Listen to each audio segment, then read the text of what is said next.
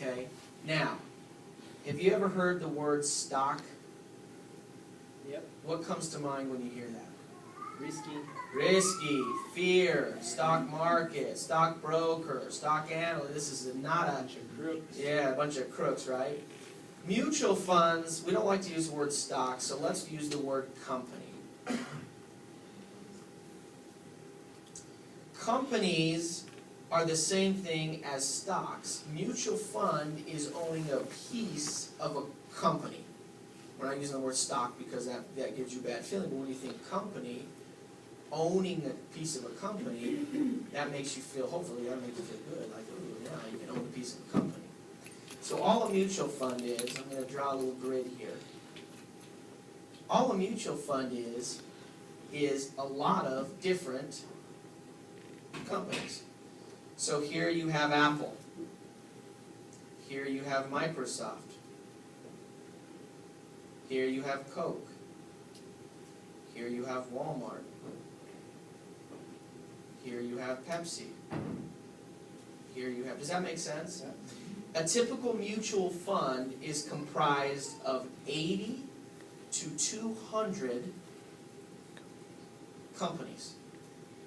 So you've probably heard the phrase, don't put all your eggs in the same basket. You've heard that before. That's the philosophy of a mutual fund. The first reason they are good is because of diversification.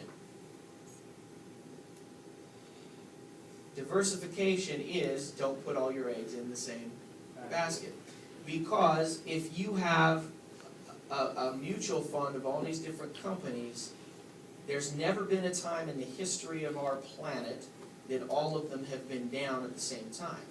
They're also not going to be up at the same time. But if you diversify, some will be up and some will be down, and the average will give you a positive return in most cases. Does that make sense? Okay. Now the second reason you need a mutual fund is because of the word most I just used. I said it's a positive return in most cases. If I were to pick the funds or the companies in the mutual fund, you wouldn't want to be investing with me. Because I need to be constantly looking at the company's balance sheet, their financials, what they're developing, what they're, I mean, all that different stuff, right? To know if the company is going to be profitable or if the company in the future is going to be failing.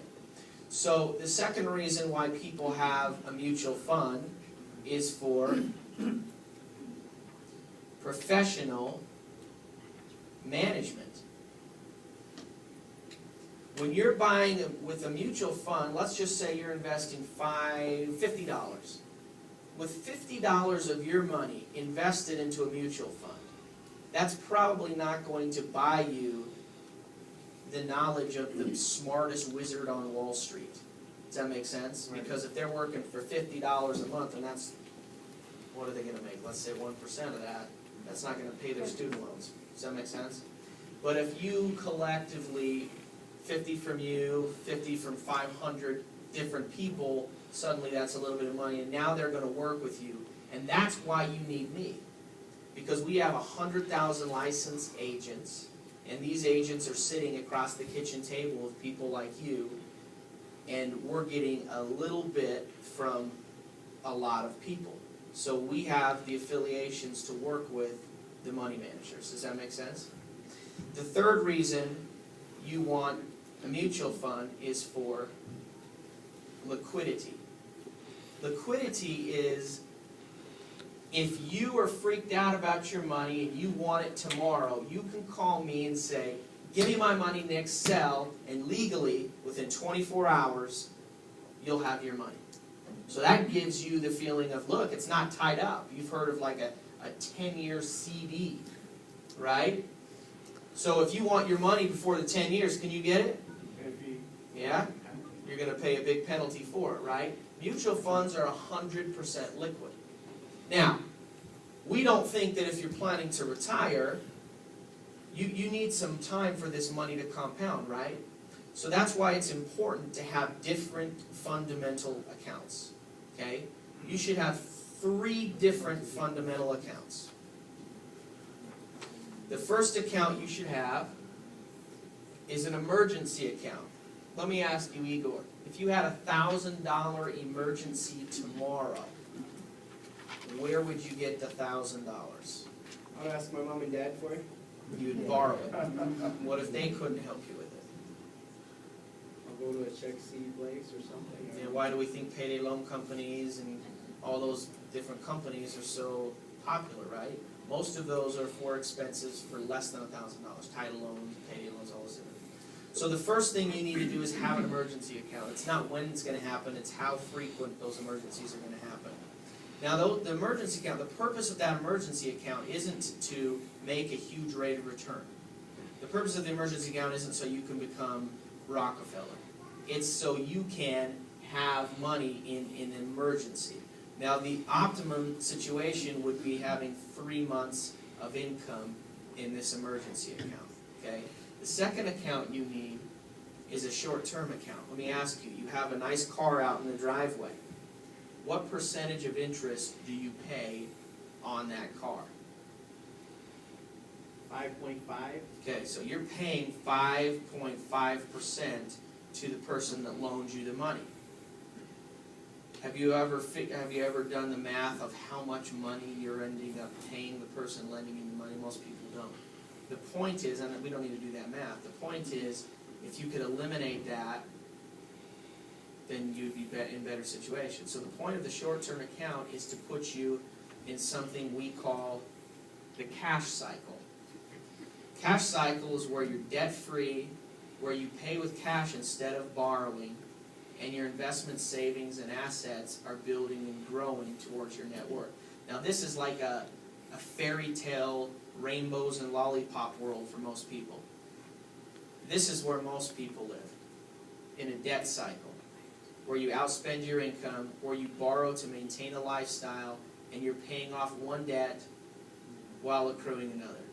So we want to get you in the cash cycle instead of the debt cycle, and that's established by these accounts. Number one, emergency fund. Number two, short-term account.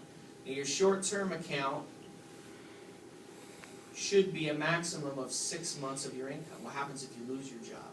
What happens if you need to go buy a car? The smart people, the smart financial people, when they need to buy a new car, they take the money out of their emergency account, or excuse me, their short-term account, go buy a car, and then pay themselves back in their short-term account.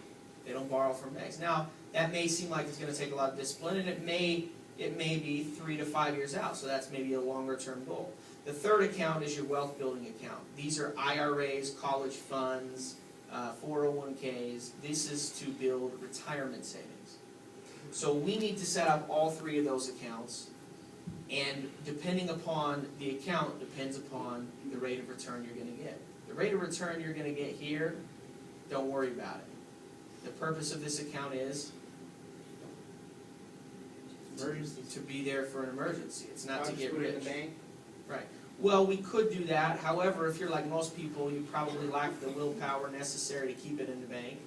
And so with most of my people, I say, yeah, you can put that in the bank, but I'd like to set up an emergency account for you with me so we can make sure to safeguard that and have, so it's really for emergencies. Does that make sense? You can still get it within 24 to 48 hours, and we can set that up. There's no fee charged on that account, but I think having another key to open that safe deposit box will help, right, with discipline.